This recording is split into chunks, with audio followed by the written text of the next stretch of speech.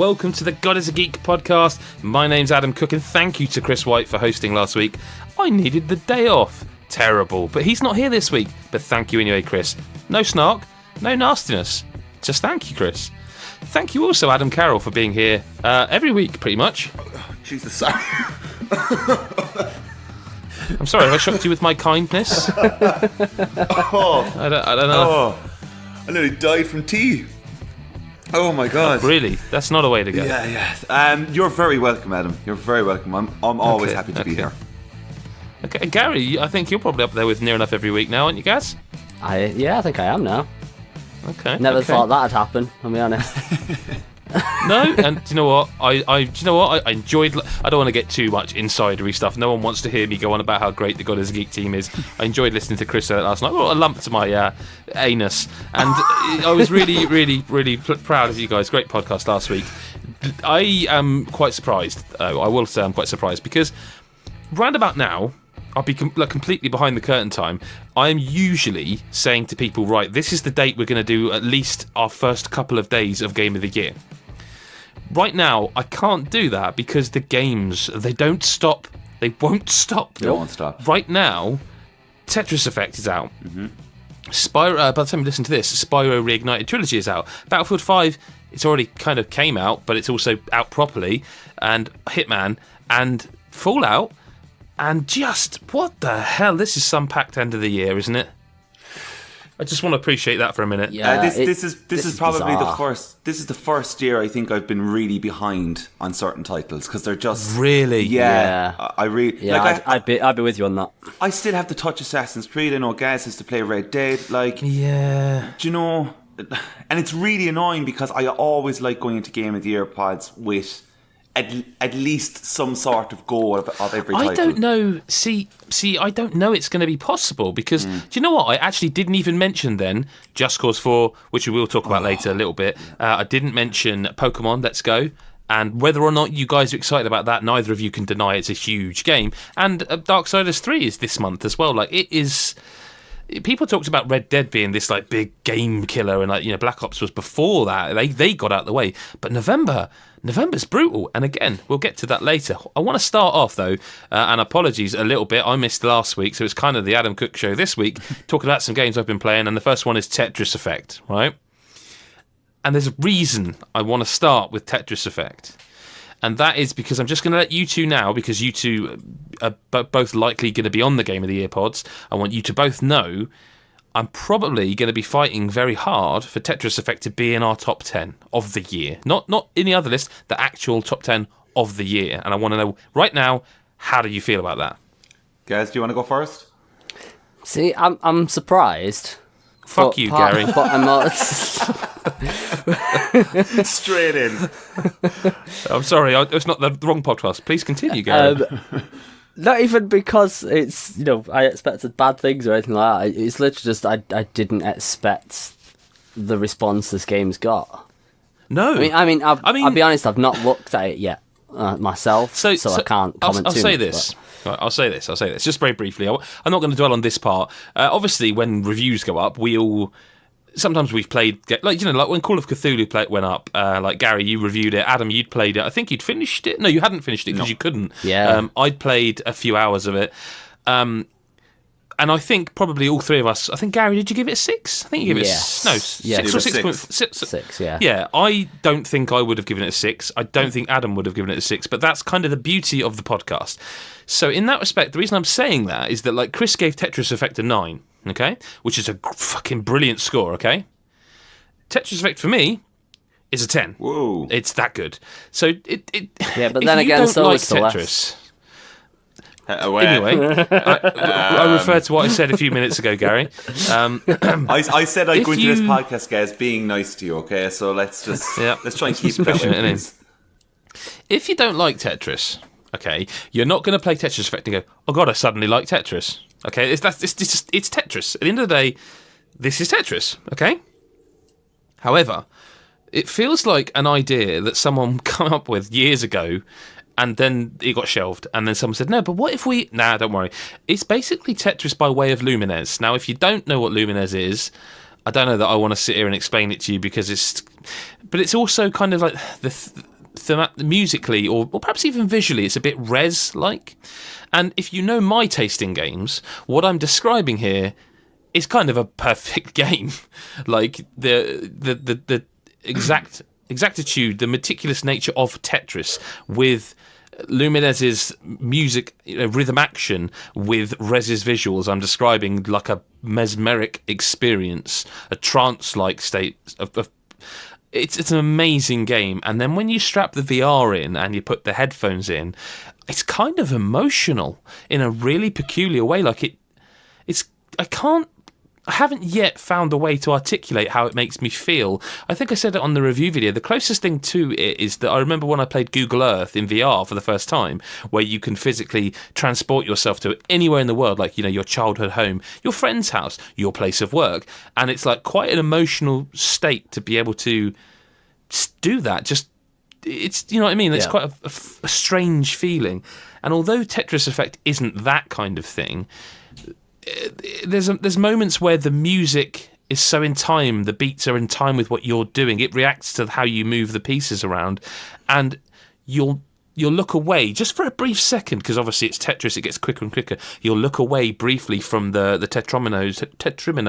Tetris pieces dropping down, and you'll look around you and you'll realise this whole kind of aesthetic is built up and all this stuff is happening, whether it's dolphins swimming by or these weird trance-like people sort of worshipping the Tetris sort of board.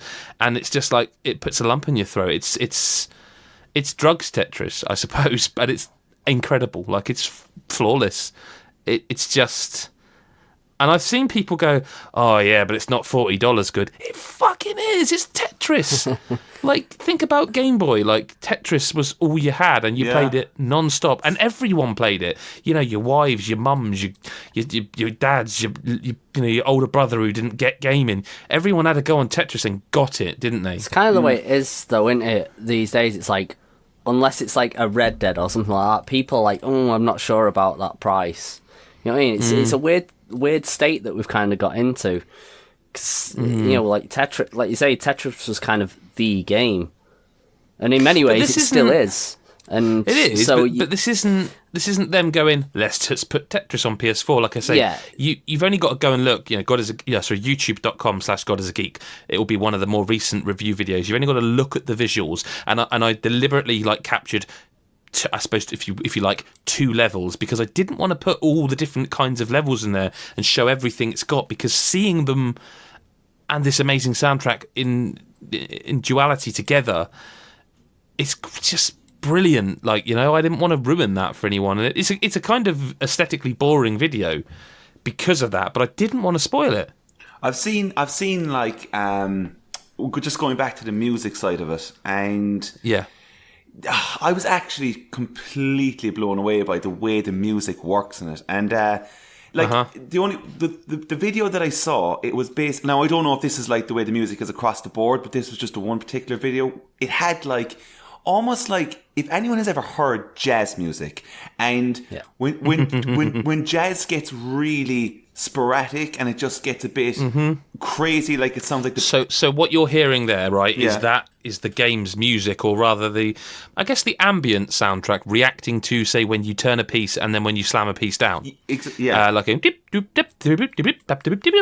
that kind of sort of thing. That is it reacting to you turning the pieces. But the thing is, it's not like bleep bleep bleep. It's like almost like keys. No. It's like a fine grand piano is playing this. Yep.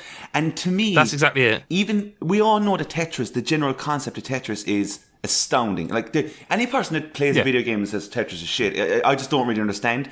But just get out of it. Yeah, it makes no sense. But the thing is, I look at it and I go, wow, that looks crazy. The colors are amazing. But the fact that they designed the music that way is... Yep. The patience must be insane. Like, the time they took to do that must be mental. Now, one thing I will say, Adam Cook, and I'm sure you are expecting this, but when I saw the hype for this game, I was like, okay, do you know what? I am up for a Tetris game. I'm up for a brand new Tetris game. I wish it was on the Switch. I'm just going to say, I know there's a chance for it. I know you can sire it, and I know it's probably... I would say, given that Enhanced Games put Lumines out on Switch, I'd say that. See, it's interesting because I would have, before the weekend just gone, I would actually have said, you'll probably get this on Switch and Xbox and PC. However, I think somewhere Sony have helped out because given that this is a third-party game that's only on only on PS4, I've seen an awful lot of Sony tweets promoting the game, promoting videos that people have put up of the game, which leads me to believe they actually perhaps not funded it, but had a hand in it. Whereas, I'm just trying to think of a third party. I mean, they do it occasionally, but I feel like they've gone heavily with this, so I don't know. But that's that's fantastic, and I think I love that Sony are pushing that kind of title. But my reason being is it's not because I just want it for on the go purposes all the time. As of just right now, I'm still playing Red Dead. I still need to play Assassin's Creed. When I boot up the PlayStation, that is what I'm going to do. I'm going to continue my Red Dead. But you see, you're thinking of it in the wrong way. This is the perfect game when you've had an hour and a half of Red Dead to then wind down with half an hour of Tetris. Because I get what you're saying about the Switch. I think the big screen helps in this because there's a lot going on around it. The colours are going on. But also, again, when you strap that VR in, it's about everything around you. Yeah. And I think it's absolutely great. It's still great in 2D, if you will. It just takes it to that new level. It's weird to say that this is what VR was built for because there are some, Super Hypercube is a great game in VR. There are lots of really good games now in VR that's super hot, but Tetris was, I say, aside from Google Earth in Oculus Rift or Vive or whatever it was I played it on, this actually is the first game to make me really, the lump in my throat, oh, bloody hell, this is wow. Because as you say, with the sound changing the way it does, it's one of the few games that, because of how much you're concentrating on it, when a lot of VR games, there's so say you're stood up playing a VR game and it's like a fully 3D immersive world because it's VR. You got two controllers in your hands that are your hands, the headset on, and at some point then you'll clip the cable with your foot, or you'll sort of shake your back because you can feel the cable hanging a bit funny on you, and it just reminds you that you're in a room that's probably got other people watching you playing. This is one of the few games where it's I completely forgot. I actually I took it off when I finished playing, and my wife was sat next to me because she was watching TV, and because I was using obviously the VR headset, and I took it off, and I kind of oh shit, I kind of forgot anyone else was here. It's that kind of just properly losing yourself to the machine kind of thing. So, but basically going into Game of the Year, right? Say we discuss Tetris, which will happen. Do you think a lot of the love for this game is because of the VR thing? Because I don't have a VR headset. It's the music. It's the music. It's the music. It's the music. Cool. It's such a hard one to describe, man. It's such a hard one to describe because it's a bit like describing what makes it. So when you're playing Rock Band, what makes it so good when you get 5 stars? What makes it so good when you get a solo and you do 100%? It's about that nailing the synergy of you being in 100% time with the music. Do you know what I mean? It's quite difficult to put into words why that feels so good, but it does, right? Yeah. It's that kind of thing. I'm up for this. I'm really up for it. I not to move away from it, but I mean, I'm aware that we just talked for 10 minutes about Tetris, and that's another weird thing. It's Tetris. It's Tetris, yeah.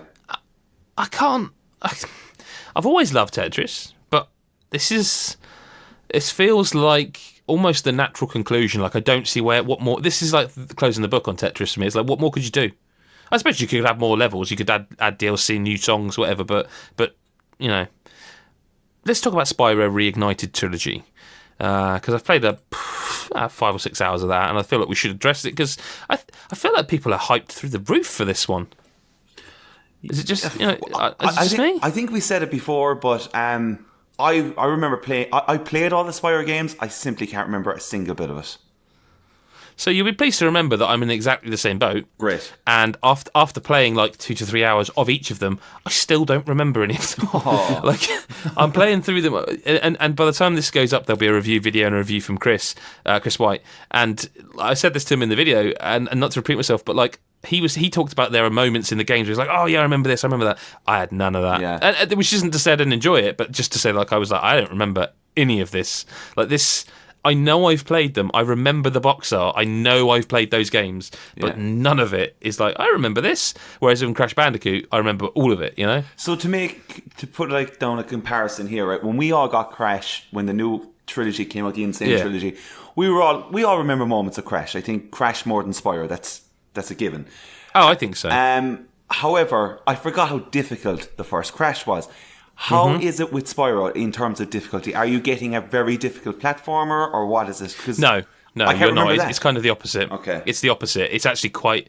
Well, again, I haven't finished them, but it's actually quite a bit easier because... Again, sorry for rehashing it, those of you who's watched it, but Chris mentioned the camera being a bit of an issue, and it is, but I found, because the game's quite easy, that I didn't find that the camera's a problem, because I'd be running around and shooting fire, but every enemy's kind of a one-hit kill anyway, so it's, or most of them are, so it's kind of like, it didn't really bother me. I was surprised by how similar the games are, 1, 2 and 3, and I was also quite surprised by how much bigger each of them got. Like the first game I played, I think 2 to 3 hours of, maybe a bit more, and it was like you're 20% complete or whatever.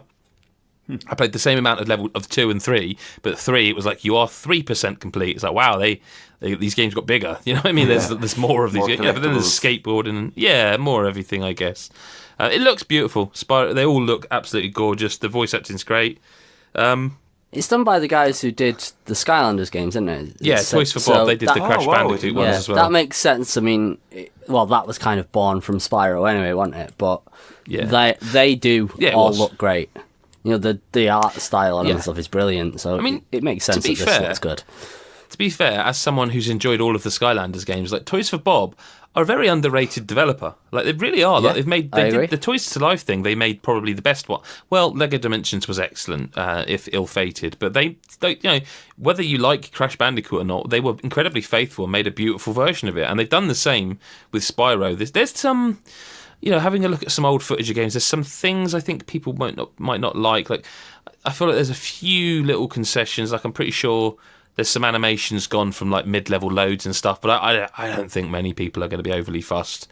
I think some people will get their knickers in a twist, but generally speaking, it's a big game, by the way. It's over 60 gig for all three of them. Wow, which is like Jesus, a bit of a surprise. I thought you were going to say, I don't know, 12 or something. Do you know, like that's no man, no 60 plus. Whoa, on PS4. Quite surprised by that.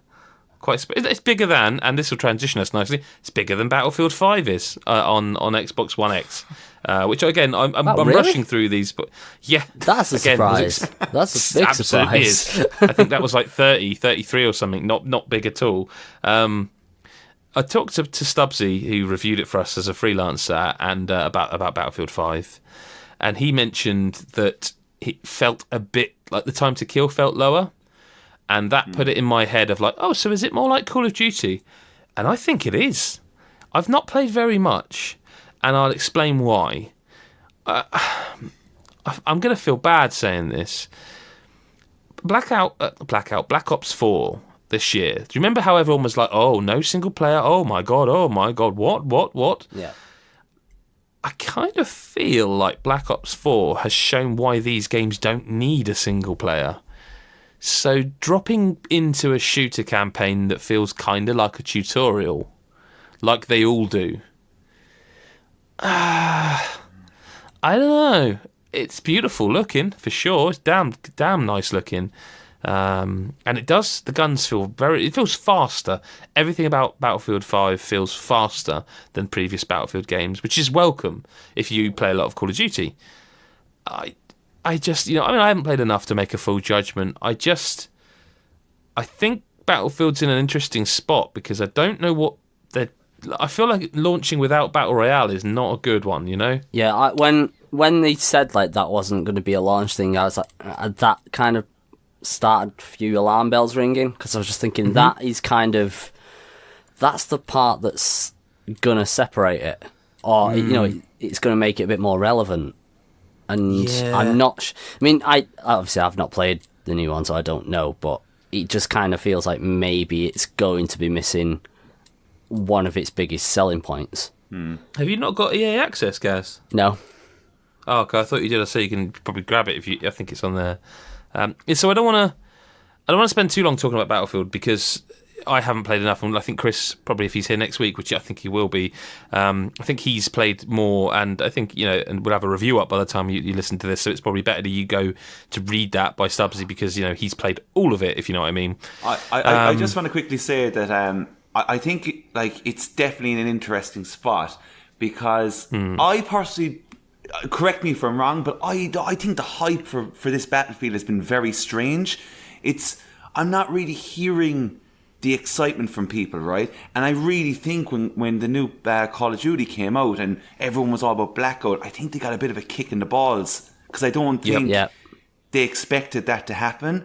And I think everyone was like, they were kind of thinking, oh, I'm going to go for Battlefield this year.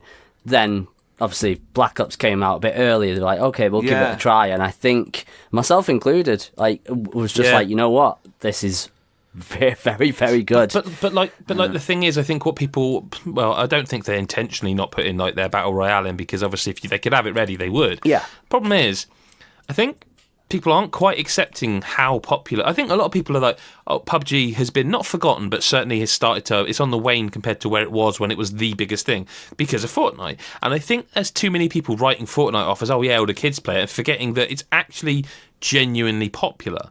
And the reason it's popular is because that game mode, like PUBG and now Blackout, is new. Yes. You think about shooters, we have been playing deathmatch since, give me a game. You know what I mean? Well, I don't know, give me a game, give me a year. Quake.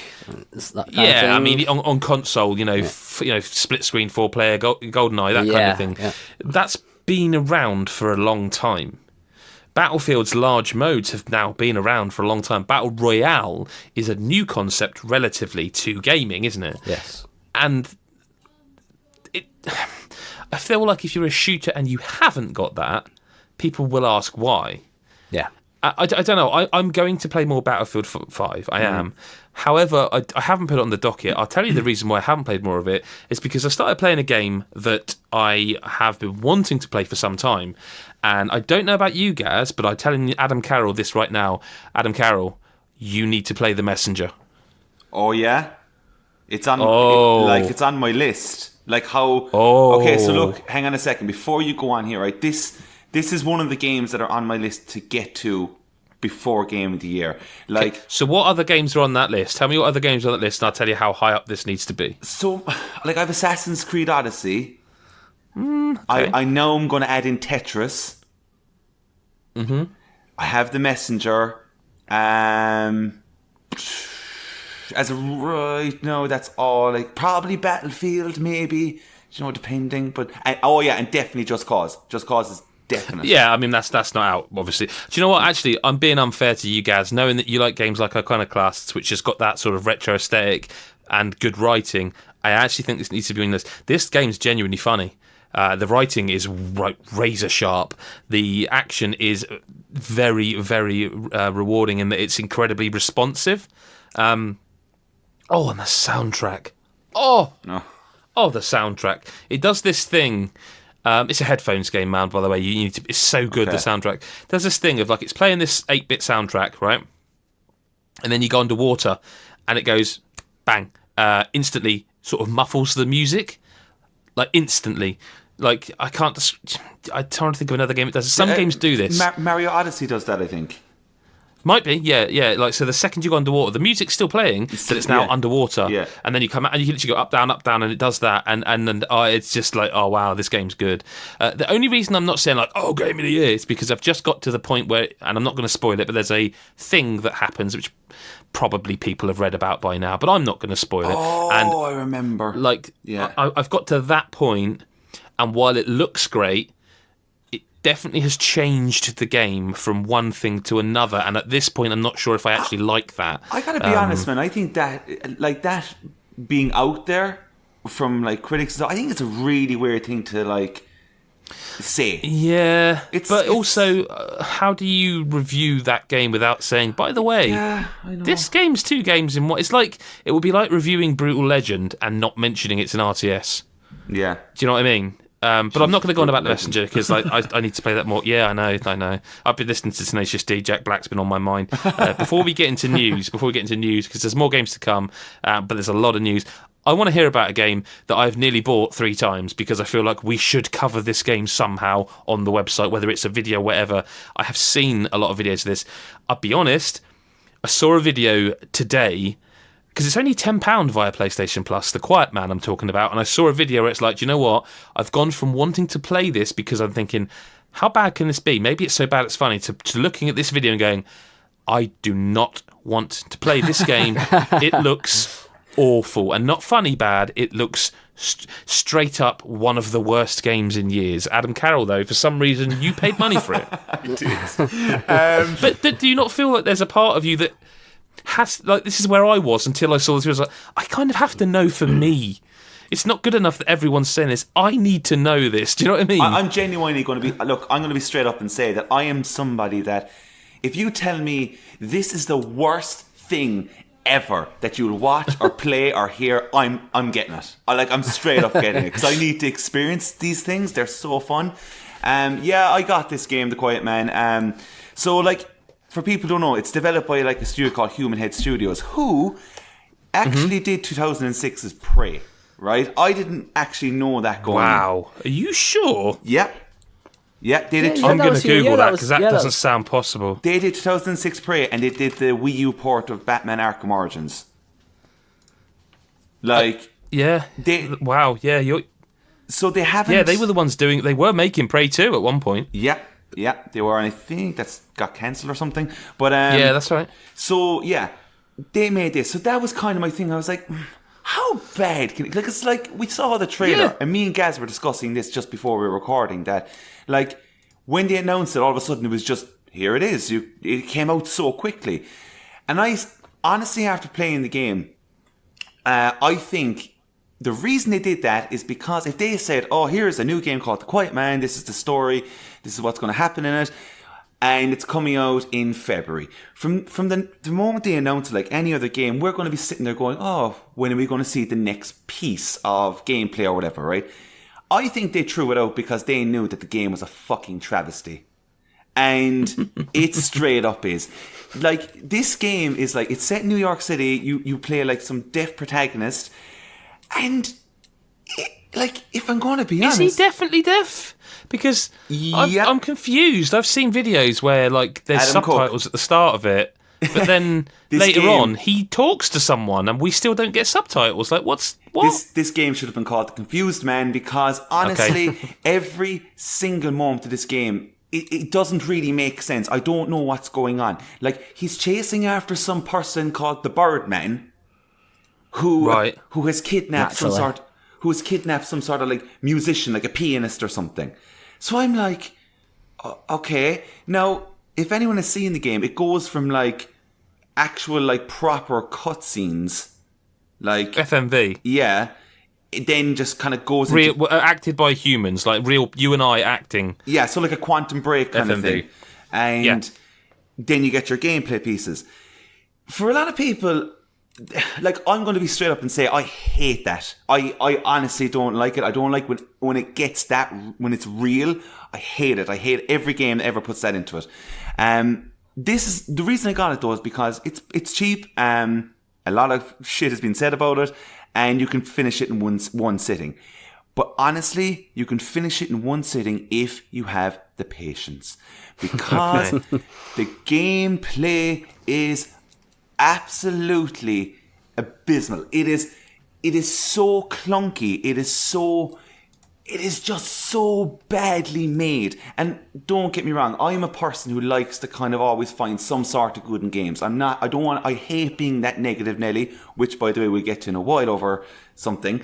But this game is straight up bad. There's nobody in the world that can sit down and go, The Quiet Man had its charm. It had its little thing here and there. Like, Deadly Premonition is a game that's terrible to control. It looks pretty terrible, but you can't deny it has a charm. It has some sort of like cult kind of thing going on. The Quiet Man is just dog shit. Just the fighting is you like. There's moments. Is that not an insult to dog shit? I actually think I'd rather play with dog shit. Like, honestly, I'd rather hold dog shit in the palm of my hand and just roll it around. Sorry, but that is true. this game, like, okay, so when you walk in a certain area and you're like, cool, here we go, big fight scene. These lads come out and like they're all wearing practically the same clothes. They're all in like green outfits, and they come under this like door, and you're like, all right, let's fight. The situation here is you can't really fight them at once in a kind of a combo manner. You're kind of taking them on one by one, while the other like 3 or 4 are just watching you fight this guy. And the connecting of the gameplay, like it just goes on for so fucking long. And then when you finally finish like beating these 4 guys, the exact same 4 fucking fellas appear again. And you're like, what is happening? And not only does that happen, that could happen about 4 or 5 times in a row. Like, it is just so unbelievably repetitive. The look of the game, right? This is the thing about it. The look of the game is actually not the worst. And that's the only credit I give the game. But like, look, straight up, in a time of where there's so many games right now, and we're coming to the year is almost over. This is the worst game I've played this year. There's no denying it. Wow. It is. I mean, and it's going to be the worst game for a lot of people. And I hate saying that, because there is people who put time into these things. I get it. Yep. Yeah. But, do you know, like, Square Enix put this out. Oh, for fuck's sake, you serious? Like, that shouldn't be, that's not good. Like, you don't put your name on these kind of things for a reason. And, like, yeah, I don't know what else I can say. It's just a bad game. Like, nobody can like this game. It's I'm sorry, I hate sounding that negative, but the story makes no sense. The gameplay is clunky. I don't care what any character. It doesn't make any real sense, and it finishes very quickly. And that's that. That's fine. Let's let's move on to some news then, and hopefully some cheerier stuff, because over the weekend Microsoft held their, well, it was once annual for a little bit, but their XO, it's called, their kind of fan festival, XO 18, and I want to just quickly mention that actually, that I think this might be the one that broke me in terms of Twitter, like the negativity around something that kind of, I feel like certain people within the community feel like everything has to be for them. Yeah. And it's everything That's can be for say. everyone, but sometimes things aren't aimed at you, and like, so perhaps a games media professional, this isn't aimed at them. So I saw a lot of people having a go at the fans, cheering and stuff, and like however staged it was and everything. But it's like, do you know what? Fucking let them. Like, if they're having a good time, do you know what? That's great. Good on them, because there's enough negativity and shit around games. Let's let them have their fun. Did anyone give this sort of shit to people like BlizzCon when they cheer like Overwatch videos and stuff? I quite the opposite. I saw apologetic. I saw videos and articles kind of being apologetic, not letting people off for their reactions to the Diablo stuff, but saying, yeah, but we kind of get why they've done it. Like, I don't know about that, because if it's good for the goose, it's good for the gander. Do you know what I mean? Yeah. Like, come on now. Like, I just feel like it. Turn it off. Do you know what I mean? Yeah. Like, if you don't like something, you don't sit and carry on watching it. You know, you just go, fuck. All right, that's not. I'm not interested. Bye. I don't know, man. I just found it to be like, I don't remember seeing this kind of negativity around a PlayStation experience. No. Which is essentially the same thing done in a more kind of sort of buttoned up suit style way, I guess. And like, I don't know, I'm no fan of any of these companies. Like, I play their products and I use their consoles. I wouldn't call myself a fan of them, because they're there to make money off me. And if a game plays well, I don't really care what system it's on. It's I don't know. I mean, I guess I'm the opposite of a fanboy. I like video games, and I like when video games are good, and if that happens to be an Xbox game, or like Forza Horizon 4, or a Sony game like God of War or Spider-Man, then like I'm happy, and I just don't. I felt like if at the end of that XO stream, the 2-hour stream, they had said, and by the way, from now on we've programmed your Xbox to give you a hand job every time you turn it on. I still feel like people would have been snarky about it, and I don't know. I just think there's a narrative at the moment forming, and I don't like it, because games are games wherever they're on, and a game can be for anyone or it can not be for you, but that doesn't make it any less valid. Like, there are games I've played where I'm like, not for me. Still glad it exists. Do you know what I mean? And I don't know. Let's just go on, Ad. I just quickly want to jump in and say, all of that is so true. Honestly, it's awful to see. We all know that, like, the way people are just are about, like, people's happiness in some case. But, like, the thing for me was, like, I watched it and it got to, like, Crackdown, for example. Okay, it got to Crackdown 3, and, like, they came out, they were speaking about it, and they were mentioning stuff, right? Now, for me personally, I'm not up for Crackdown. I'm not a fan of Crackdown. But there were certain things that they were saying on stage, and the fans in the audience were actually cheering. They were literally listening to what was being said. They were getting excited. And I was kind of sitting there going, fuck it, cool. Like, they're well up for it. Because I was in my head going, who's actually up for Crackdown? Do you know? And there was these if you're watching that and you're cringing, going, oh, God, just turn off. God. Yeah, that's it. Like there was, like, even everyone that was coming out, like, they were cheering their names. Like, what a way to make you feel great and stuff. And I just think that community is really cool. There didn't seem to be any bad blood going on. Like, well, did you see the tweet? I did retweet. I didn't want to get into this on Twitter, but I did retweet this one. I thought it was an interesting thing. I thought someone basically, I'm slightly paraphrasing. In fact, hang on, I might be able to find it. If carry on, Adam. I'm going to try and find it because it's worth getting this tweet correct. I think, rather than me butchering it. I don't know. Like, is it just? I just personally feel it's like the media thing is just to be negative. Like, it's cynicism sells. Yeah.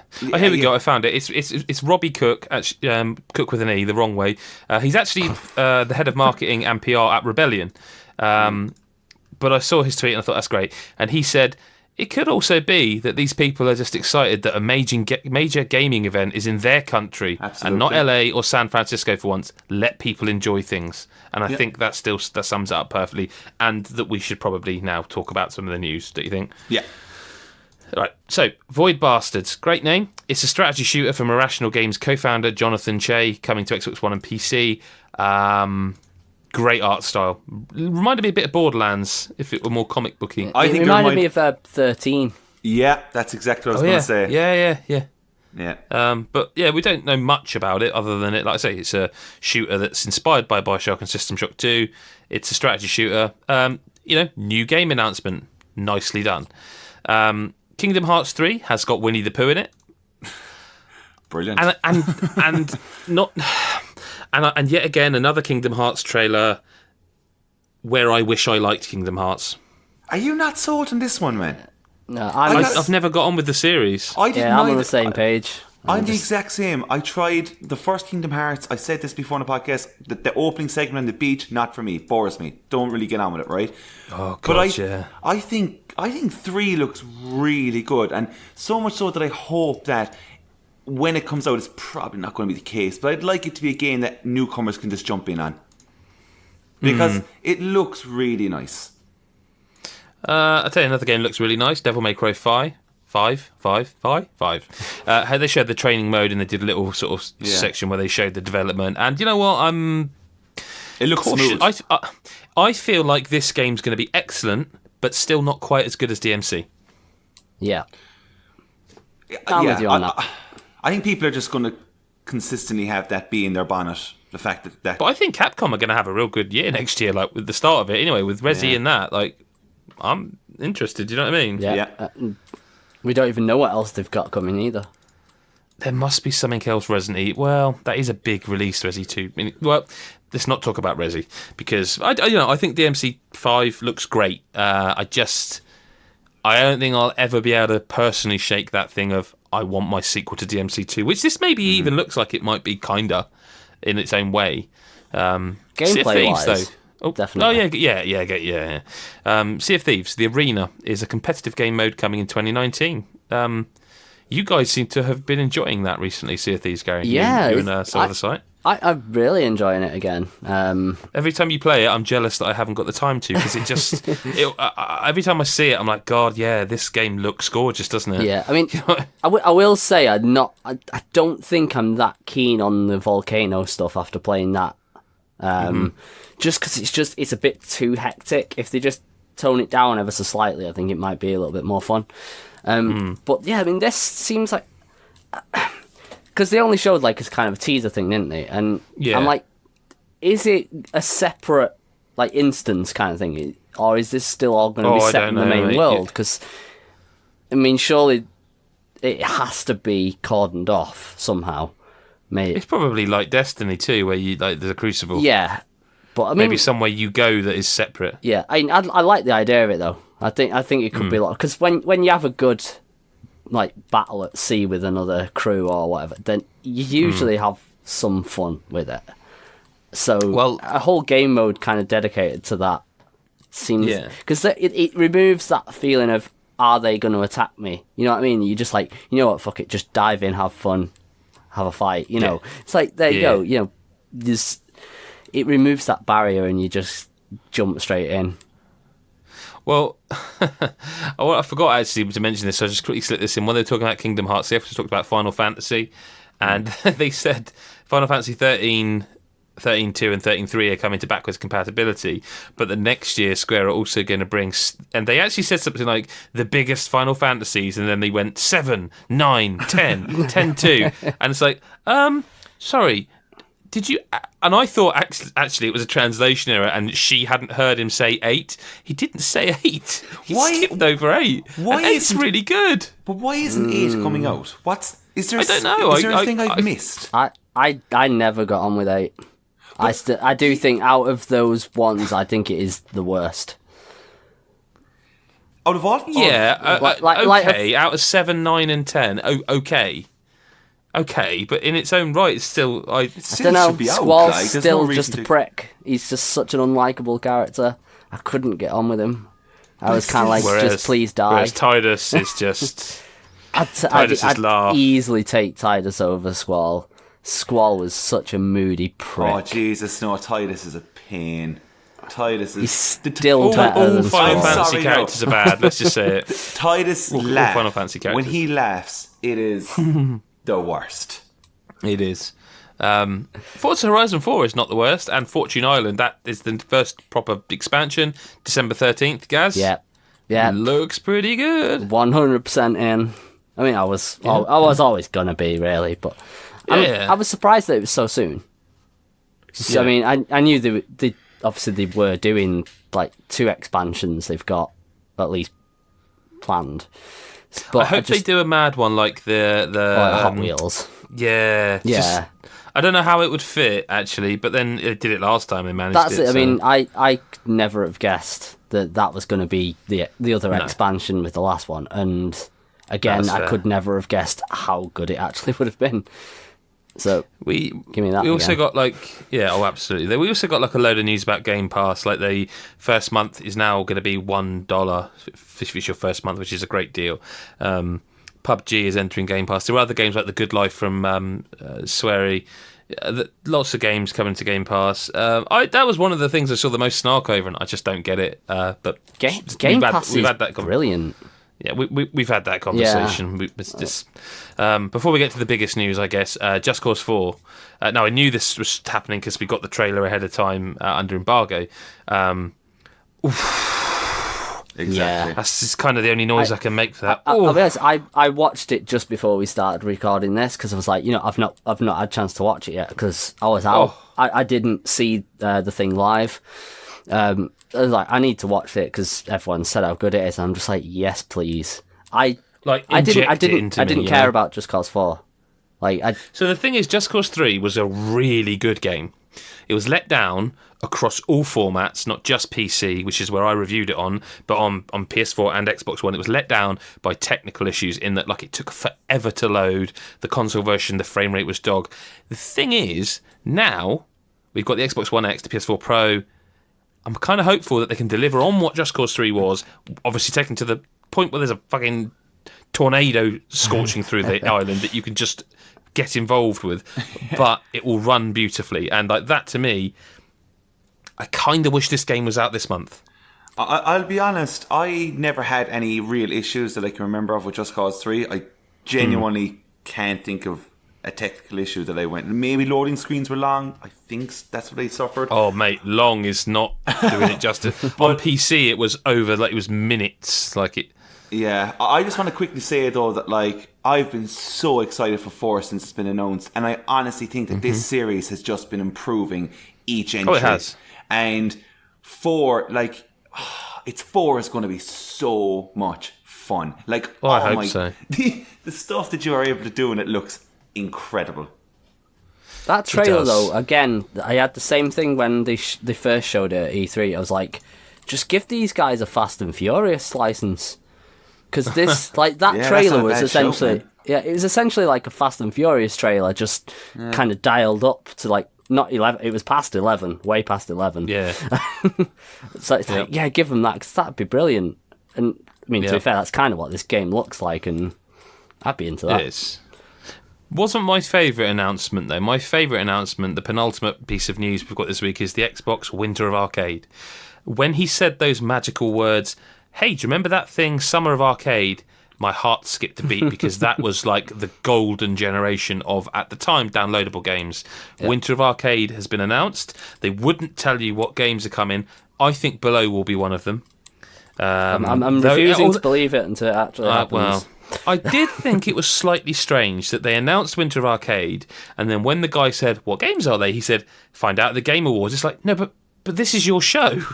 Like, this is the Xbox show. Like, why are we waiting to the Game Award? But, I mean, it is what it is. That was a lovely announcement, because I feel like Microsoft are trying to tap back into all the things that we liked them for last time. Yes. Do you know what I mean? Yeah. Well, I mean, but to be fair, sorry, like the Summer of Arcade and kind of like the 360, that was what started the indie boom. Mm-hmm. Yeah, so I mean, PlayStation copied them. What was it called? It was called... Oh, God, what was it called? They did something similar. Yeah, I can't remember. I know what you're talking about. I can't remember the name. But if I can just indulge just briefly, right? In 2008, these were the games, okay, for Summer of Arcade. Bionic Commando Rearmed, Braid, Castle Crashers, Galaga Legions, Geometry Wars 2. Oof. 2009, Marvel vs. Capcom 2, New Age of Heroes, Shadow Complex, superb game. Yeah. Splosion Man, amazing game. Teenage Mutant Ninja Turtles, Turtles in Time Reshelled. I mean, it's that game. Trials HD. Wow. Yeah. 2010. I wonder whether the one is I remember the best. I think there might be a year missing here, actually. But 2010, Castlevania Harmony of Despair, Hydro Thunder Hurricane, Lara Croft and the Guardian of Light, Limbo, Monday Night Combat. 2011, Bastion. Shit. This is good. This is a good one. So Bastion, From Dust, Fruit Ninja Connect, Insanely Twisted Shadow Planet, Toy Soldiers Cold War. 2012 brought us Deadlight, Dust and Elysian Tale, Hybrid, Tony Hawk's Pro Skater HD and Racketeer. And 2013, I think was the last one, was Teenage Mutant Ninja Turtles, Out of the Shadows, Flashback, Brothers, A Tale of Two Sons and Charlie Murder. There's some... I'd forgotten that Dust was one of them. Because I adored that game. And I'd forgotten that it was an arcade, or Summer of Arcade game. Yep. They, man. Yeah, Trials, I mean, forget promo. Trials would be nowhere near where it is now. No way. Yep. It's crazy. I'm so happy that it's back. Same. But let's close out our news section with the thing that Microsoft closed out on, that they teased it and then they announced it. So they'd already brought, obviously they got 343, they got Minecraft, they got the Initiative, Undead Labs, Playground Games, Ninja Theory, Compulsion Games. Obviously they got Rare, I think, Turn 10. But now, and the Coalition and 343, they are all the studios they've got now. They've also got In Exile and Obsidian. Yeah. So they're going to be making some RPGs for Microsoft, aren't they? Yeah. Yep. It's that. I think the next couple of years for Xbox are going to be huge. I think with all these teams, when they get to like that point of releasing games that they're making specifically for Microsoft, I think it's just going to be insane. Just a quick reminder that Obsidian made Star Wars Knights of the Old Republic 2. They also made the best South Park game, The Stick of Truth, Pillars of Eternity, and I think arguably the best Fallout game, New Vegas. Yep, New Vegas. And In Exile's got best Fallout game. Yep. Well, would you not say New Vegas? No. As long as you didn't play it on PS3, because it probably won't be a problem now. They're a Microsoft. Oh, well, there you go then. Yeah. I would say it is the best. But like, it actually was only when they were talking about In Exile. Obviously, Brian Fargo everyone knows about. But like, I knew obviously Wasteland we've covered, Torment Tides of Numenera. But then when they said like Bard's Tale 4, I was like, that's the game Gary just reviewed, isn't it? Yeah. and he seemed to really like it. This is they were also specific about those two studios staying separate. But what can you say? Microsoft are making a play to make their future secure. I guess let's put it this way: you don't buy all those studios if you're getting out of gaming. You know what I mean? Yeah, it's a very interesting time. So, before we leave it, does anyone want to say? I thought the show was actually. Maybe I was in a really good mood. I don't know, but I just was watching it. I was like, it's so lovely in a world right now where it's just doom and gloom. It's so lovely to see people happy, and whether it's real or not, I don't know. But everyone just seemed really happy to be doing what they were doing, to be where they were. Like they gave an Xbox One X to someone, which that was the only bit that felt a bit staged. That to me. kid was so funny. He was just like. I loved the way he kind of just traipsed off to the side like himself. He just decided to just leave. I reckon. No, I think someone off camera must have been with him. I tell you, I loved the Square Enix producers taking selfies, because it made me laugh, because he's like, oh, he wants to take selfies, and he then just proceeded to take photos of the crowd. And I'm like, he doesn't know what a selfie is, does he? And then he started taking selfies. I was like, okay, no, fine. Like then there was the whole Larry Hib doing the everything's cheap advert, and I'm like, wow, this is something. I don't know. I can get behind a company just going, we're going to just have a laugh and have some fun, and I think that's fine.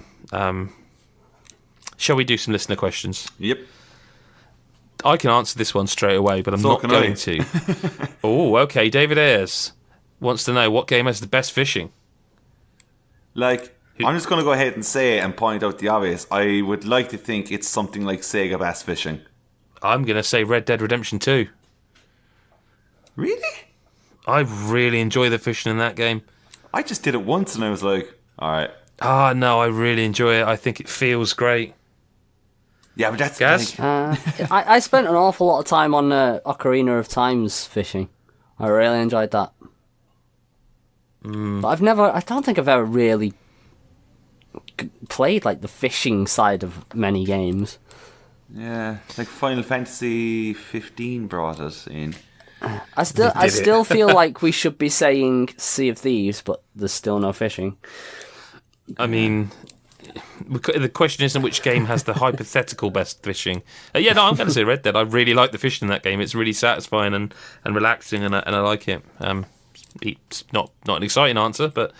Well, we're talking about fishing, so... Yeah, see, that's the thing. It's hard to, what's the best fishing in a game? I really appreciate this question, but it's kind of like... it's different. It's a different question, I appreciate How that. come there's not a VR fishing game? There must be. There probably is. And it's probably I feel like I'd know about it. And I'm surprised that Gary hasn't done the Red Dwarf joke, actually. Don't even get into this now. Don't even get into the Red Dwarf here, right? Well, no, where he £2 goes fishing. black rib nobbler. Nobbler, that's the one, yeah. I'll be honest, I didn't think of it. Mate, I was waiting and I thought, no, I'm going to let Gary have that one. Fuck's sake, I didn't know what was going on. You're on about toasters. I was like, what's happening? Yeah, when you didn't know who Talkie Toaster is, I was just, Well, come on. No. Hang on, no. I know Red Dead, Jesus. Red Dwarf, right? I know kind of what it was, but I just didn't go near it because... Well, that's your problem, mate. I'm sorry. It's not for us to worry about your I feel like I was watching better failings. shows. There you go. You weren't, though. That's the thing. You weren't. How do you know, Adam? How do you know? Because I've watched it and you haven't. Boom, Did you watch what I was watching? What was it? Well, I don't know. Were you there when I was watching it? I might have been. Fuck it. Tell me what I was watching then. Yeah, fuck you. Bottom. Bottom? No. You're so British. Okay. See, I can't come up now with a show without it sounding mildly racist. Essentially, I was gonna say the Late Show with, and then I was thinking, well, what Irish name can I come up with that it actually isn't just a generic Irish name? Give me Gary, you do it that way, and then I'm not being. Oh yeah, throw me under that bus. I do know one, and I can't think what his bloody name is because a generic Irish name.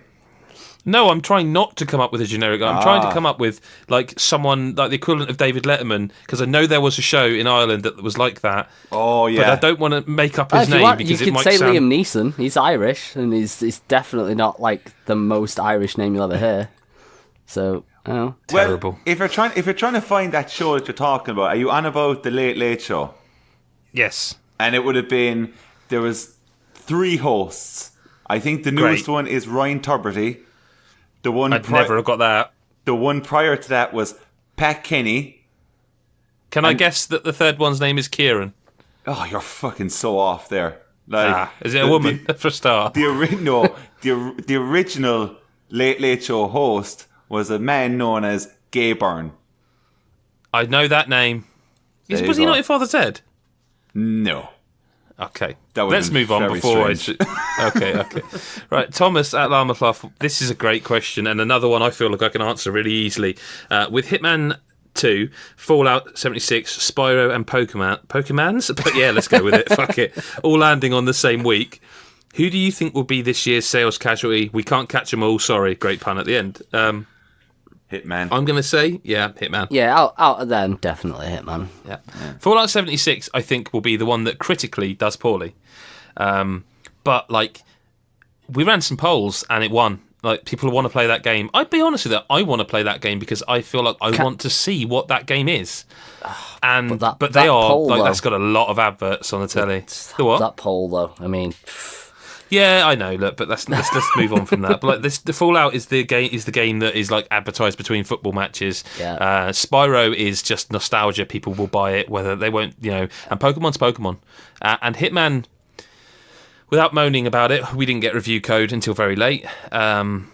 We are hoping to bring a review for it, but like that feels like a game they should have sent out 1 million review copies and begged everyone to write about. And I feel really bad for IO Interactive because I think they're a great studio, and for people who follow me as well as God is a Geek, know I reviewed it elsewhere and really liked it. And the critical reception generally has been they really like this game.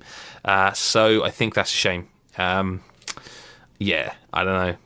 There you go.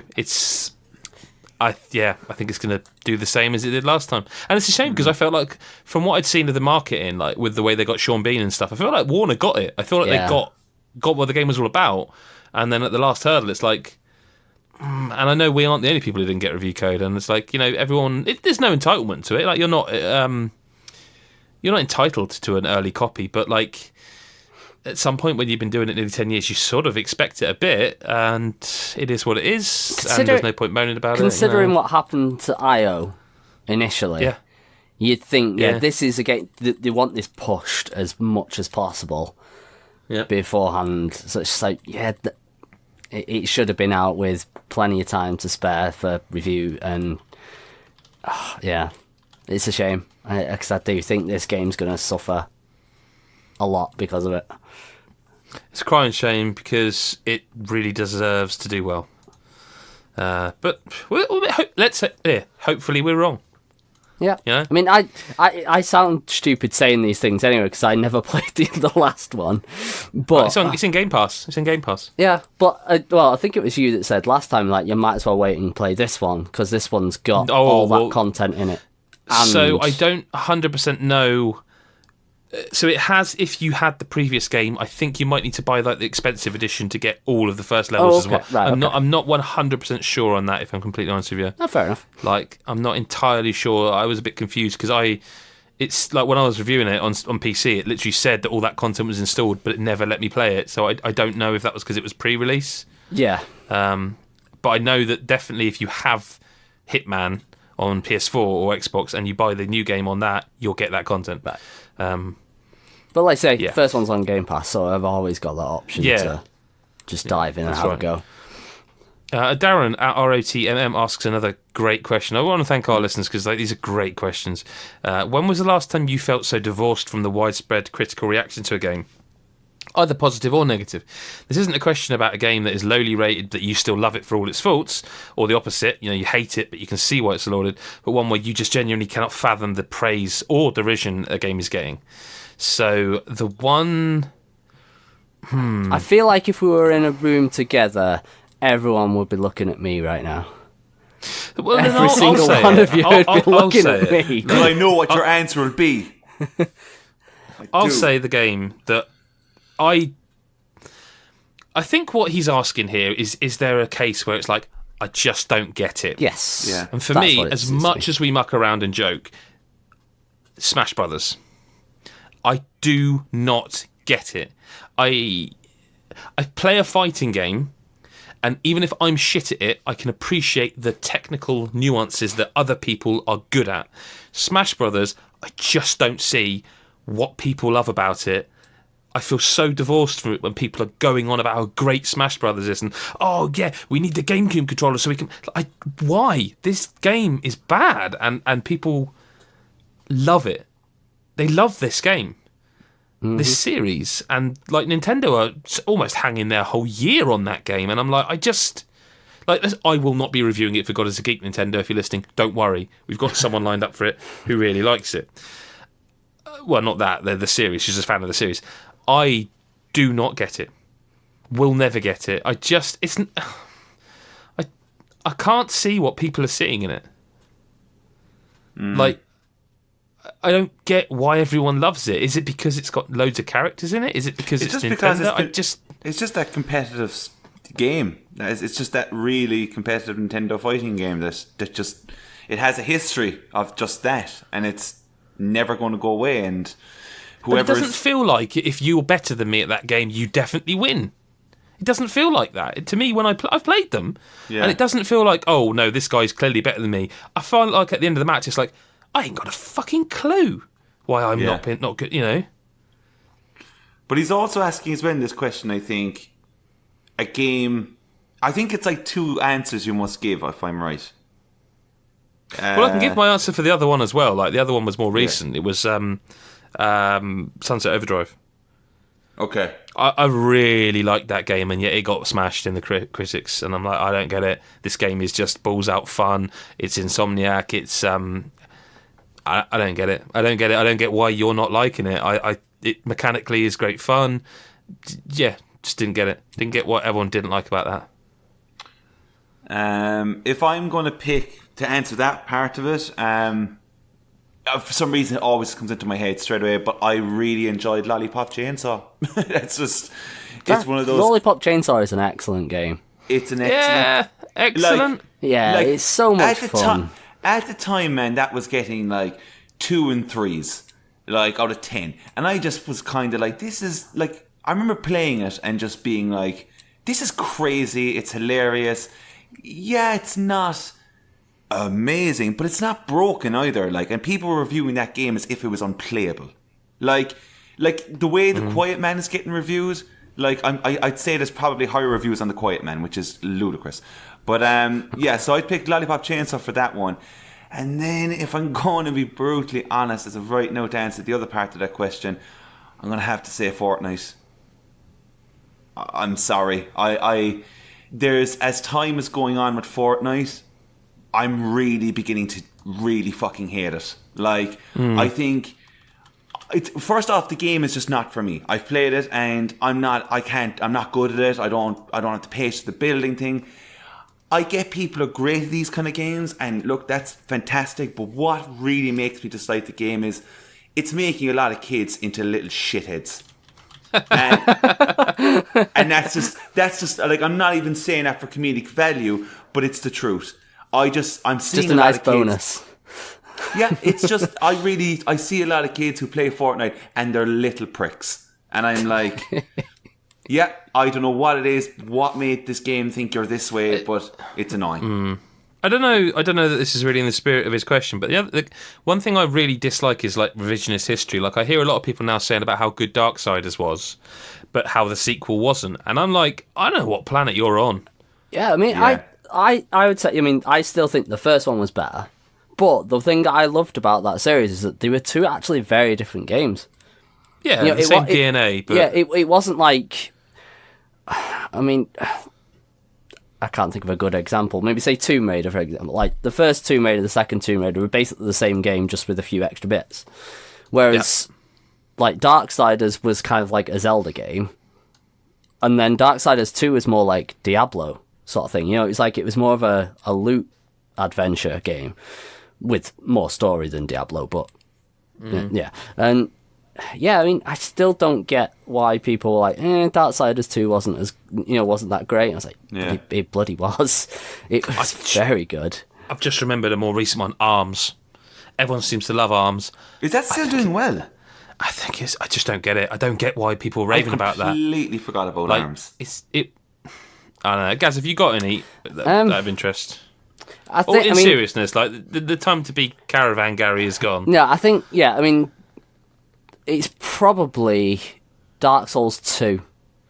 Interesting. In the most recent one, because in that you loved it and others didn't. Yeah, some of the reactions that game got. And I agree. I mean, it's some of it. It's almost like the Xbox thing again. It was like, it was a game that almost couldn't win, because it's like if it had been exactly the same as Dark Souls 1, people were like, oh, it's the same game. What's the point? But then they tried to change some stuff. They did something different, and they were like, oh, no, I don't like that. But one of the things that, again, pissed me off a lot was like, oh, I hate that you have to go back to, I forget the place now, the woman to level up every time. And I hate that the levels weren't all connected. Majula. Yes, that's it, thank you. And it's like, I hate that the levels aren't all connected and things like that. And then it's like, yeah, Dark Souls 3 did that as well. Bloodborne did that. And they were like, oh, no, yeah, but they're the best ever. I was like, you can't have one rule for one rule for another. It's not the way it works. I genuinely think that is still my favourite of the Dark Souls games, and that's just the way it is. No one's going to really change my mind on that. Can I just quickly ask, Adam, what would be your favourite Dark Souls game out of the three? Out of those three? Yeah. 3, I think, probably. 3 is I think 3, 2, 1, I think, for me. I mean, obviously of the lot, it's Bloodborne. Like that, didn't put it in news because it's like but there's like a new boss. People have data mined. I don't know how they're doing it. I'm guessing they've got access to the code somehow via PC, and I think it's fascinating seeing that stuff. Yeah. But like, no, I think probably 3. But 2's a close second, and I think that 1's my least favourite. I think the other part of the question, I kind of have to break character a little bit, because I know everyone's expecting me to just well, that's the thing I did with like Smash, innit? Like the joke is Adam hates Smash. I don't hate it. I actually find Smash frustrating because I just can't get it. I just don't get it. Well, like for me, it's like obviously I do like Bloodborne now. I didn't at the beginning. I couldn't get on with it, but I played it through eventually, and I enjoyed it. But I still. I like to play on that because it's fun. You have a bit of a laugh at having a dig at things. I mean, it's usually based on a real opinion, but I just play it up a bit. Whereas this, I kind of have to say that I don't think these days, there's anything that I don't really I hate that much, or I that's the trouble. Like that much that others don't. There aren't many games that come out now that are like just. That's why The Quiet Man sticks out, because it is just fucking. That's it. Because games don't do that very often. Like I kind of hate to say it, but I'm too nice at times, because I'm kind of like I hate that bit of that game, or I really don't like that game, but in the back of my mind I'm saying, but I know that other people do, and I can kind of see why they like that. I just don't. So it's like I don't have that extreme feeling anymore. It's weird. I mean, maybe it's just because I'm getting older. Well, this feels like a sort of thing we should stick behind the Patreon paywall, because breaking character on the podcast. But it'd be. Hey, you could stick that question in the Patreon section. A bit of an extra bonus for them. Yeah. Well, that is the end of the podcast. If you didn't know, you can go to patreon.com/GodIsAGeek, and you will get extra content, exclusive content, early access to the content, and all manner of other things. And we appreciate that. Even just for $1 a month, you get all that stuff. But other than that, it's time to sign off and say thank you very much for listening. Adam, you are at AdamZoaks. Gary is at BlueFury47. I'm at GBSF. And of course, at GodIsAGeek on Twitter. And if you do like this podcast, I can't stress enough, go to iTunes or wherever you listen and subscribe. Make sure that you review and you rate and all that stuff, because it really, really helps. The more places you subscribe to us, the more people hear the podcast, because it's pushed up the charts. Adam, Gary, thank you very much. Pleasure. Thank you. And we will speak to you next week, or whenever you choose to listen. Bye-bye for now.